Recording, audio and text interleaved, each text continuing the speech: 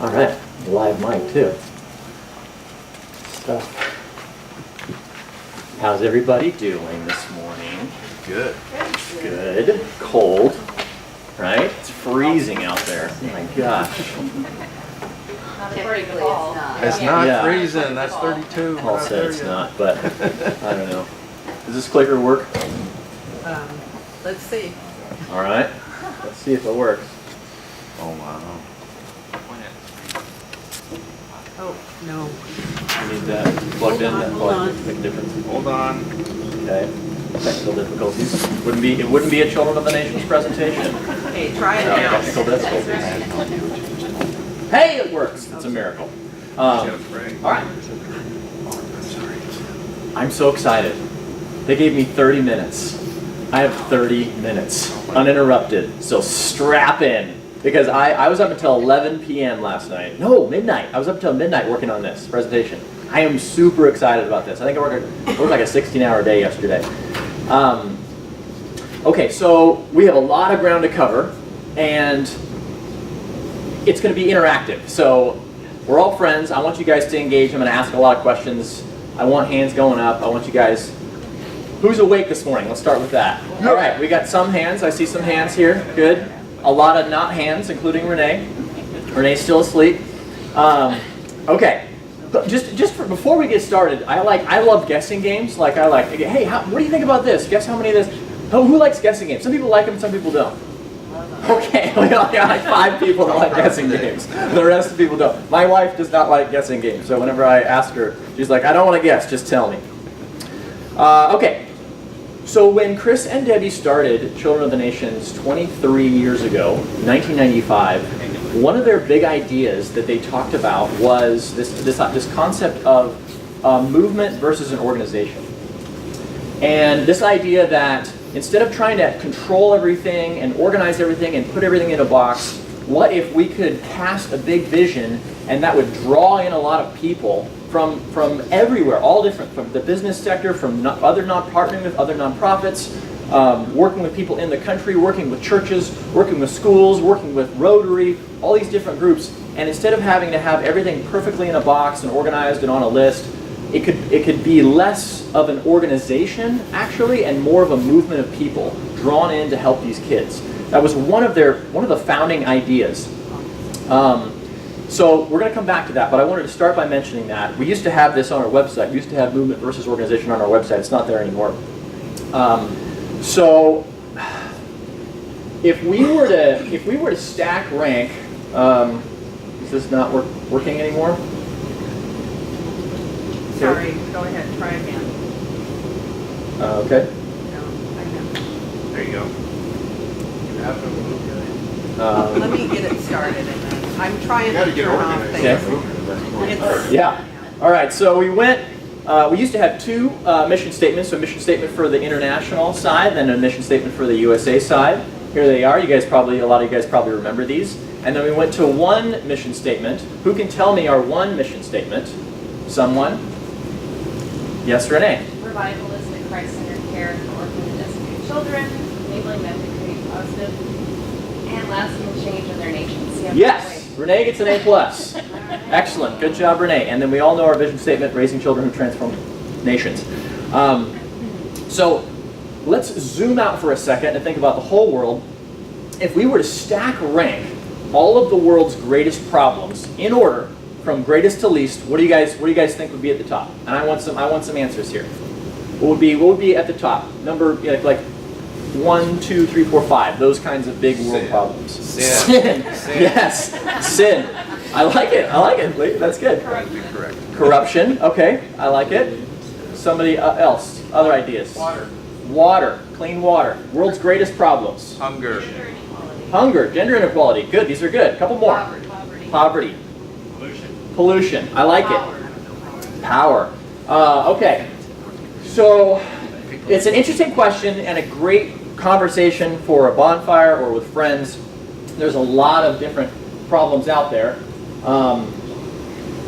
So here are the 17 greatest world problems as put together by the United Nations. These are actually the 17 sustainability goals, And each one of these things has a goal associated with them and a big benchmark set by 2030 to reach each one of these. So you guys are actually all right. All of these are on the list. I would have loved to have been in the room. I think. Unless you say justice and strong. There you go. Yeah, I would love to have been in the room while these debates were going on. All these countries were involved in coming up with this list. The future is crazy and it's changing so fast. So here's some fun facts. Anybody want to guess how much of the world is connected to the internet? Give me a guess. People who like guessing games. 3/4. 10%. 10%, 40%, 3/4. 3/4.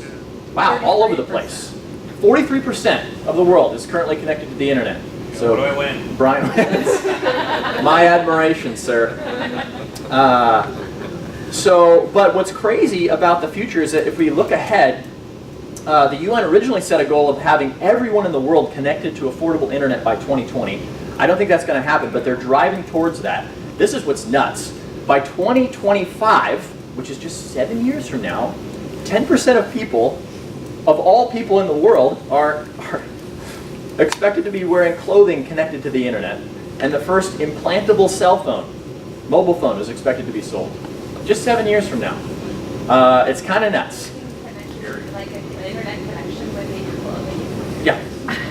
Yeah. So like the Apple Watch would be a good like precursor to that. Oh, right? okay. Wearables. Something that you're wearing that's connected to the internet. All right. So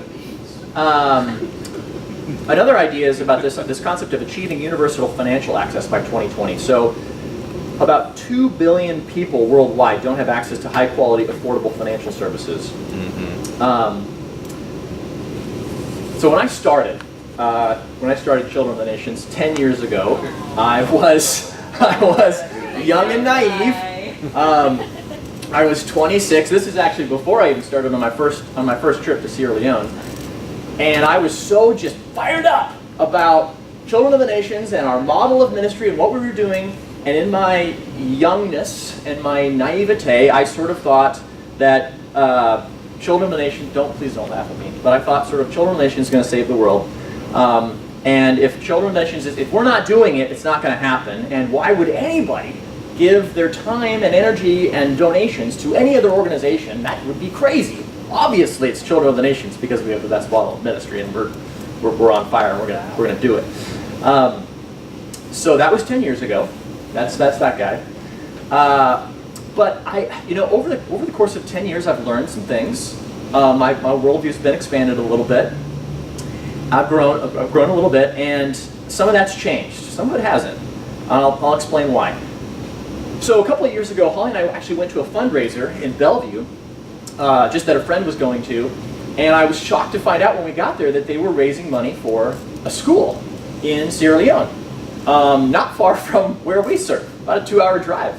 And it dawned on me at that point, like, if I'm counting on Children of the Nations in the back of my mind to sort of do everything, if that's on our shoulders, like that's impossible. Like if you think about Sierra Leone, it's about the size of Washington State, right? And I talked to Mark Drennan a couple days ago, and I asked him about the schools in the area that we serve. We actually do serve in a very remote area in Sierra Leone, and there aren't really any good schools in that area that's close by. So, but if you were to get in the car and drive about 2 hours or drive 3 hours or 4 hours, there's another school being built there by another nonprofit. Good people, well-intentioned people, smart people, earnest people, some of them Christians, a lot of them Christians.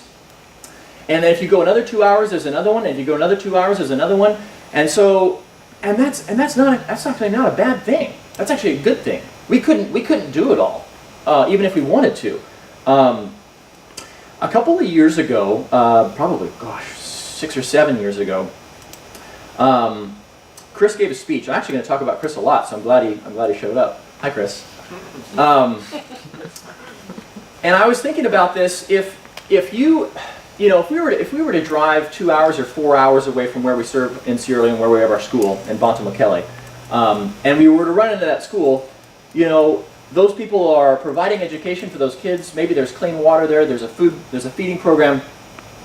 Is that a bad thing that they're doing that? I mean, no. That's a very good thing. I mean, they might not have the exact model of ministry that we think is the best. They may be doing a few things that could be done better. But on the whole, their intentions are good and they're definitely doing a good thing. You know, one of the big questions that we have to ask ourselves, are those kinds of people, are those organizations competitors?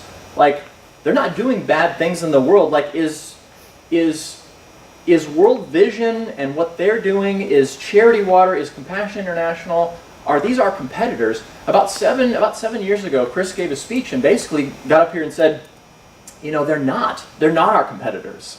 In fact, we actually need to see them as, instead of looking at them as our competition, we actually need to look at them as our partners in this greater effort. And in fact, especially for the faith-based organizations, we need to cheer for their success. We actually need to learn from them and kind of compare notes and actually need to pray for them. They actually challenged us to pray. And so actually we stopped the all-staff meeting and the whole staff prayed for, I think, Compassion International and World Vision.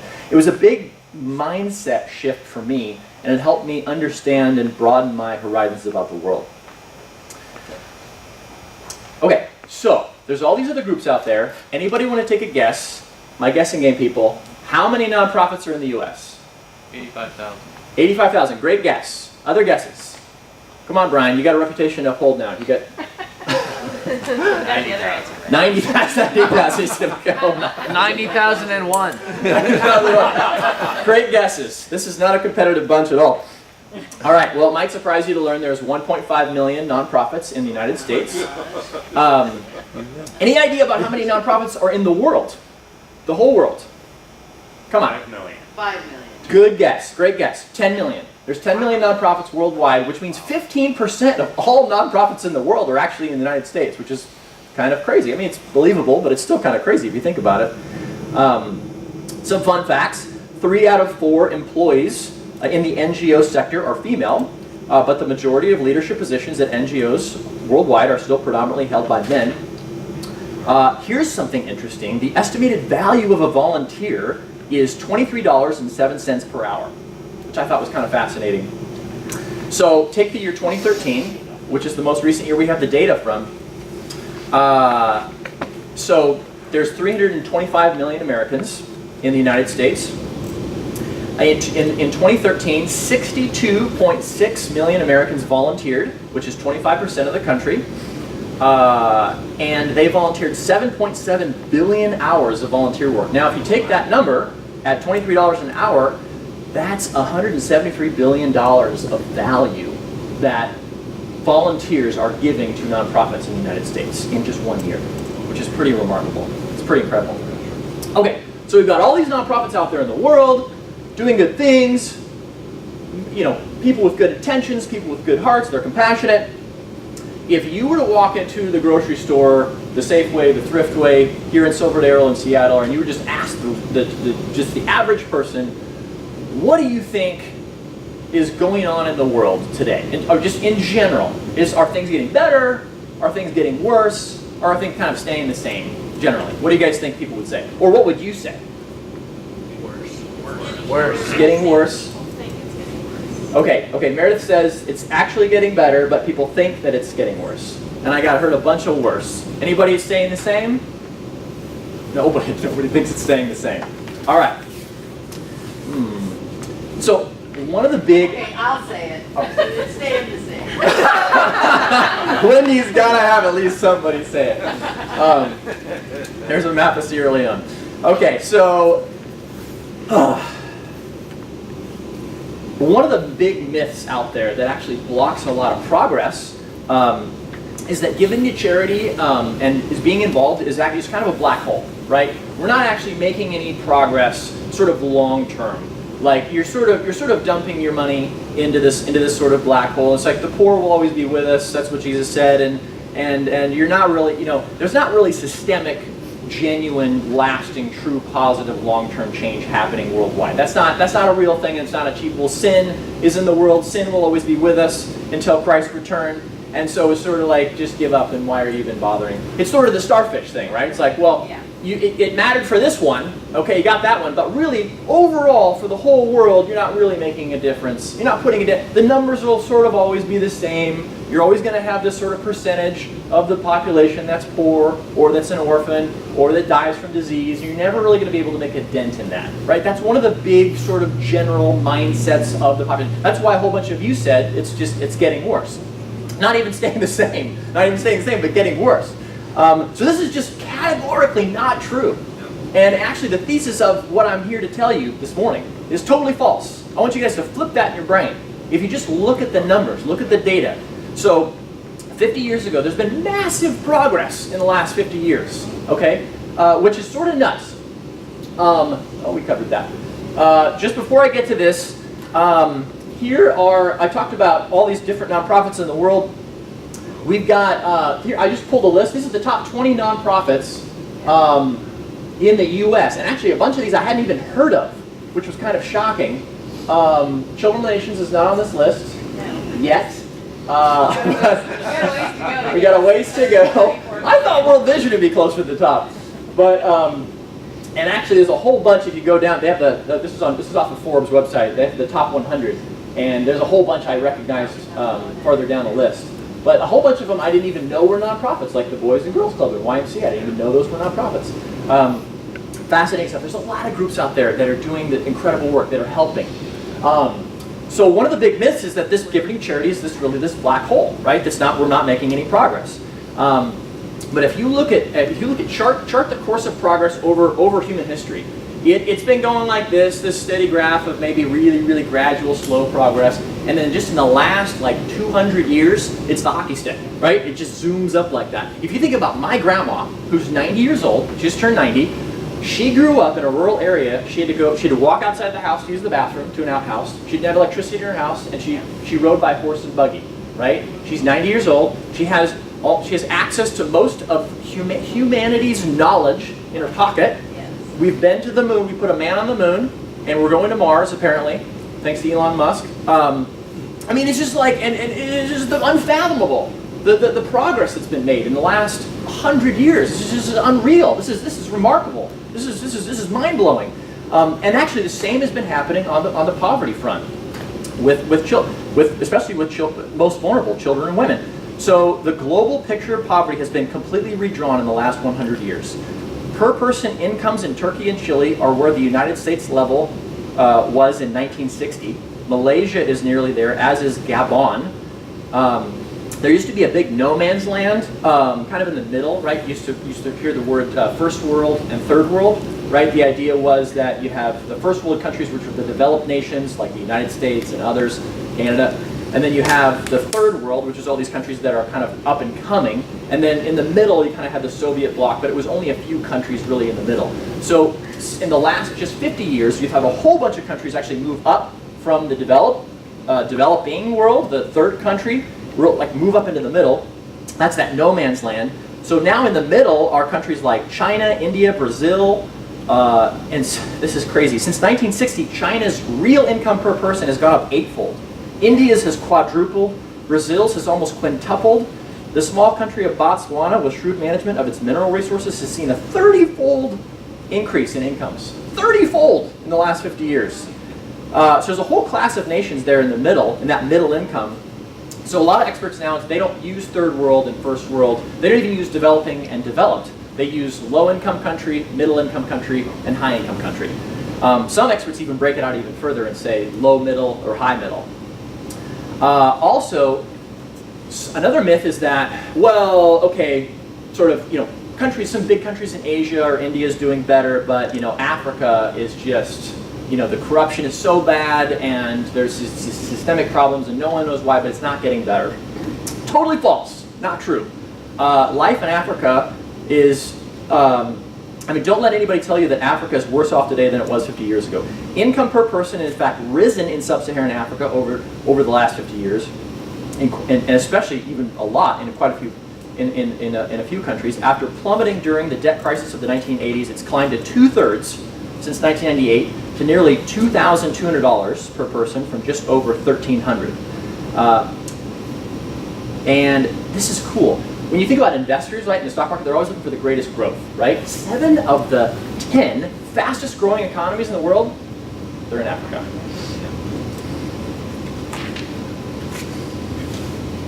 All right, this is probably my favorite statistic of all time.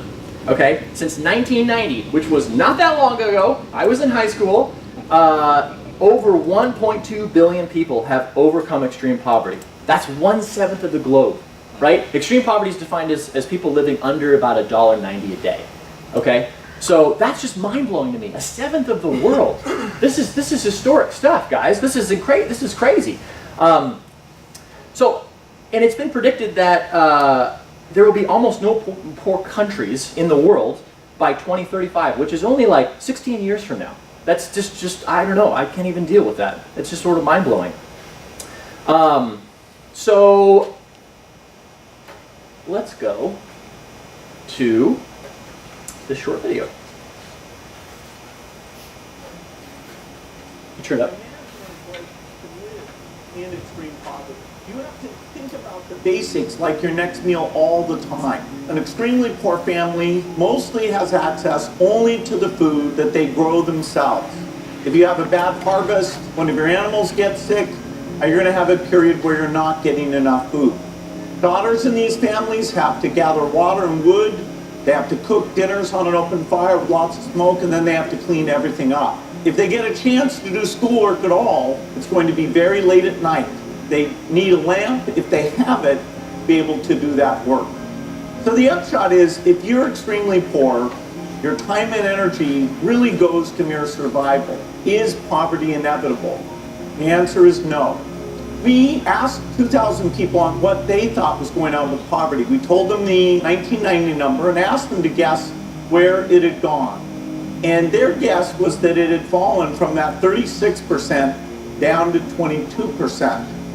In fact, the real line is far, far better. It drops all the way down 9%. That means since 1990, 1.2 billion people have overcome extreme poverty. As the economist Max Roser has said, the newspapers could have run a headline, "Number of people in poverty fell by 137,000 since yesterday," every single day for 25 years, and been right. Real news. According to the World Bank, this extreme poverty definition we use is a cutoff of about $1.90 per day or less.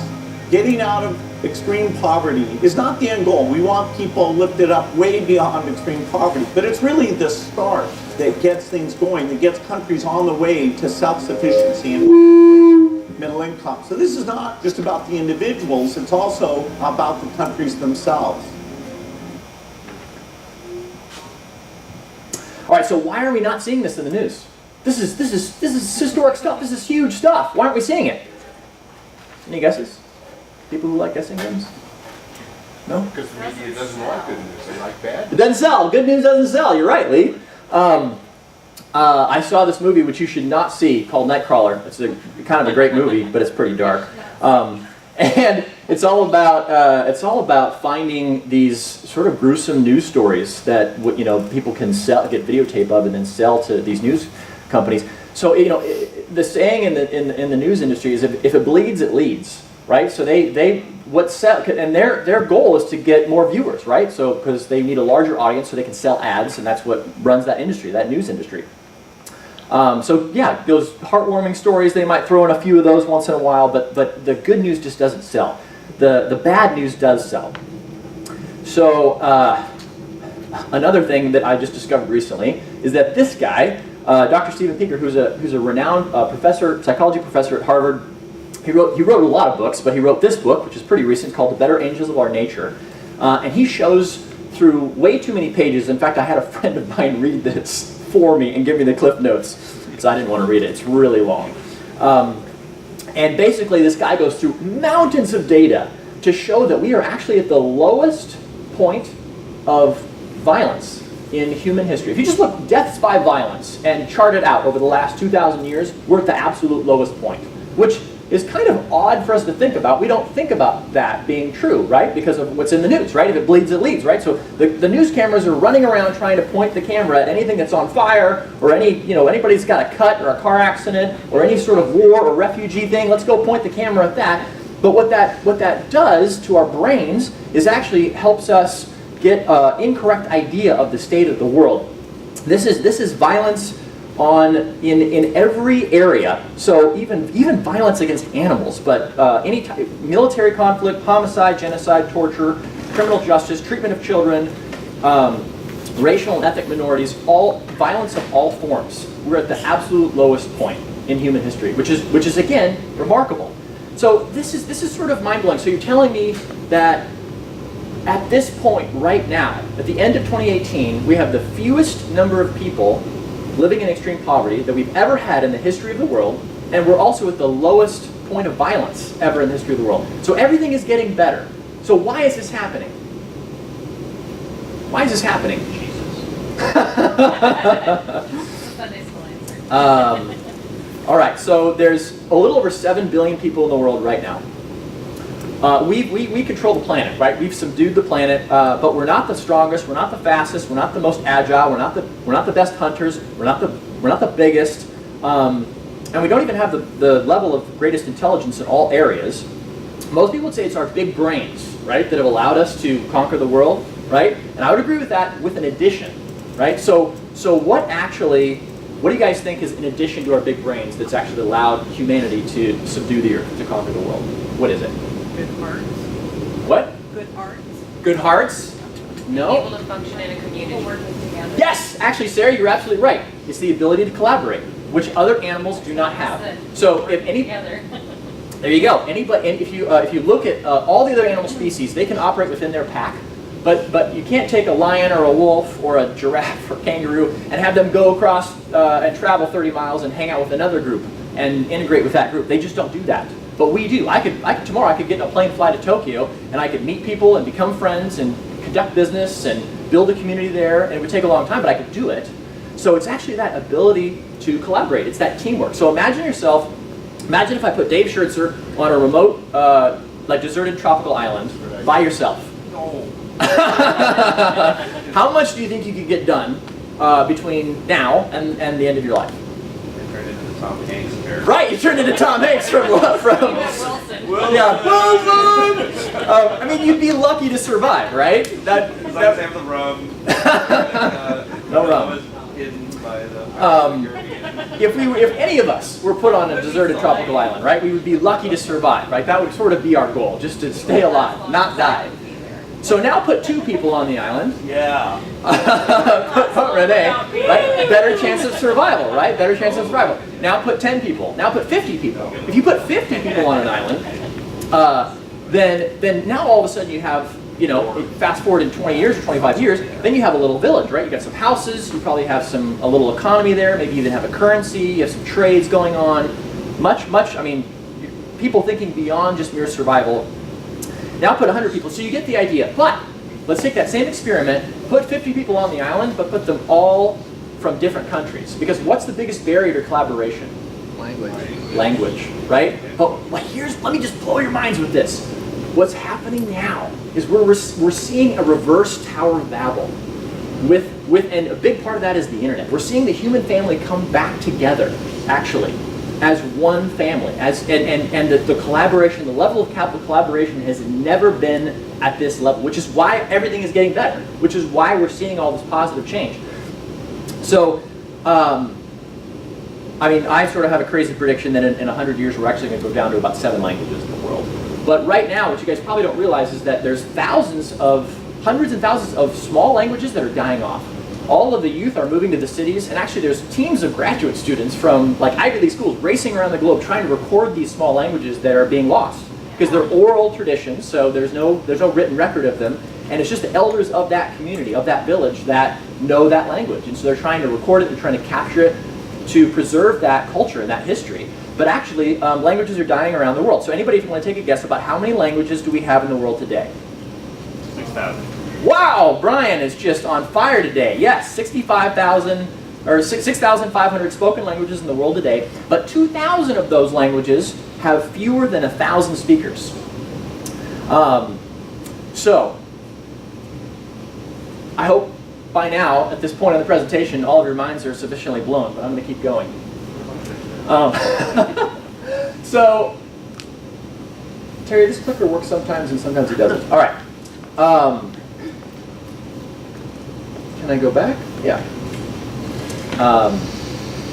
So a really good friend of mine who studies this stuff and reads a lot of books about this, looks at a lot of the data and numbers, he says that basically it's what we have going on right now, it's a fire sale. I mean, everything is on sale. It's 90% off when you think about development work. never before in human history has a dollar been able to go as far as it can now to save lives and help people in poverty. I mean, this is really a unique moment because the world is coming out of extreme poverty. It's going to happen. If you look at the UN numbers, if you look at the World Bank, the projections of where we're going to be in 2035, which is again just 16, 17 years from now, it is remarkable. It is remarkable. So it's sort of mind-blowing. So let's jump back to the beginning of my presentation when I talked about how I was so on fire for children of the nations that I thought if we're not going to do it, then it's not going to get done. I genuinely believe that there are some really cool things and unique things about our organization. So there was a group of people that got together about 2 years ago and tried to put together this list. Sorry that it's cut off. This list of 10 things that we thought that made COTN really unique. Focus on the most desperate, unapologetically Christian, partner with nationals, full-time long-term care, strategy for nationwide change, financial stewardship, sustainability, serve all children, children first, then community, and then number 10 is relationship between sponsor and child. I thought deeply about this over the last week, and I thought, well, if I had to pick like 2 or 3 out of this list, because if you think about it, yeah, this stuff makes us unique, but there's other organizations out there, if we're honest with ourselves, that have really high quality of financial stewardship, that are young and that are scrappy, and that there's almost no waste in that organization. Not that it doesn't make us unique from the 1.5 million nonprofits in the US, but there's other nonprofits that are like that. So what really makes us unique? What makes us special? And I came up with 3 things. I think number 1, we focus on the most desperate, like the most desperate. If you hear Chris talk about the child that we found under the ox cart, or in Malawi, or Grace that had her whole family wiped out because of Ebola, that no other nonprofit wanted to take her in. I mean, that is amazing that we seek out the most desperate children. And then number 2 is our holistic approach, which I think is the absolute best model of ministry. Remember I talked about those other nonprofits like Charity Water, right? Going around and drilling wells. Is drilling wells a bad thing? Well, no, it's a good thing. But is that really going to transform the life of a child in a village? Like, is that if we marched into a village and drilled a well, like, all right, you got clean water. Even if we teach them how to fix the well and we give them the parts and give them the key and show them how it works and, all right, see you later. Even if we come back in 5 years to check to make sure it's still running, is that going to transform the complete life of that child? I mean, by itself, it's not, right? It's not. They need more than just clean water, right? A child in need, especially the most desperate child, needs a lot of things, right? Needs a loving, caring home to be in, parents to look up to. They need clean water. They need nutritious food with vitamins. They need quality full-time education. They need friends. They need a safe place to play. I mean, they need a lot of things to really thrive. And they need Jesus. Yes. And that's a good point, Renee. I mean, I think that's Unapologetic Christian was on that other list of 10.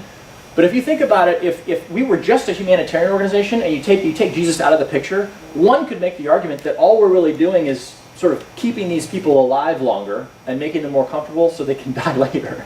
I mean, we are really thinking holistically. We're thinking long-term, even eternally, about these children. And we believe fundamentally that true, lasting, positive change does not happen without Christ at the center. Without that transformation happens. So that's our holistic care approach, which is one of the main reasons I work here, by the way, is because I wish so many other organizations had this holistic care model, this approach.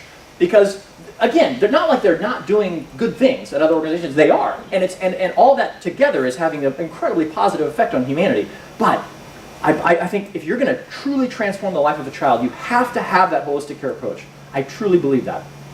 And the third thing I picked was that, and I talked to Mark Drennan about this, we really do partner with locals, which takes a lot longer, but it actually works. So there's a lot of organizations out there that want quick results, so they come in and they build some fancy building or something like that, and they do it American style, and they do it quick, but it doesn't really last, or the locals don't actually own it. So a lot of times, I get frustrated that things don't happen faster. In fact, I prayed to God, like, God, why is this taking so long? But it actually does work, and it has that lasting effect. So when we talk about that whole complete life change of a child, you can't take a child like Adam, say, and go from this to this just by digging a clean water well, or just by going into building even a school and operating a school. It's just not going to do it for her. She has to have that holistic, complete center. Because, and it's a massive investment, right? It's a massive investment to go from this to this, right? Think about raising your own child, which I'm currently trying to do right now with my wife. It's a ton of work. Anybody who's thinking about having kids, wow! I've changed like 1 million diapers in the last year. I think that's the actual number. So, and some of them are just so stinky, like just these blowouts. Anyway, too much information. Thank you. Okay, so if you read through the New Testament, right? If you just start at the beginning of the New Testament, you just read through. There are so many verses about caring for the poor. I mean, it's just over and over. There's throughout the whole Bible. There's 2,000 verses. There's over 2,000 verses on poverty and justice, and just it's kind of this is just such a strong theme. I read through it a couple of years ago, and it's just like it kept coming up. I was just so surprised. Like care for the poor, care for the poor, care for the poor. So a lot of children who are in a Adamse's position where she's lost, alone, afraid, an orphan, doesn't have anybody to take her in. To get from here to here, it's a massive investment, right? It's a huge amount of time and money. So this leads us to our strategy, which is super cool. And it's a big challenge, and you don't have to do it if you don't want to, but is there anybody here who really understands fundamentally our strategy as an organization and can spell it out in 30 seconds? Other than Chris. Chris can't answer. Anybody else? Anyone want to give it a shot? Chris can't do it in 30 seconds. Fair enough, Jim. Fair enough. Okay. Well, I'm gonna take a crack at it. And I love sharing this with partners because I think it really does make us unique. Our strategy is instead of being a mile wide and an inch deep, just going around in villages and sort of handing out hot meals and having people read Bible verses, because that's not what Adamse needs, right? She needs this massive investment. Our strategy, we want to be an inch wide and a mile deep, right? We want to find the most desperate kids, the kids that are the most needy, the most lost, most alone, afraid, find those kids and then give them everything. That holistic care model, right?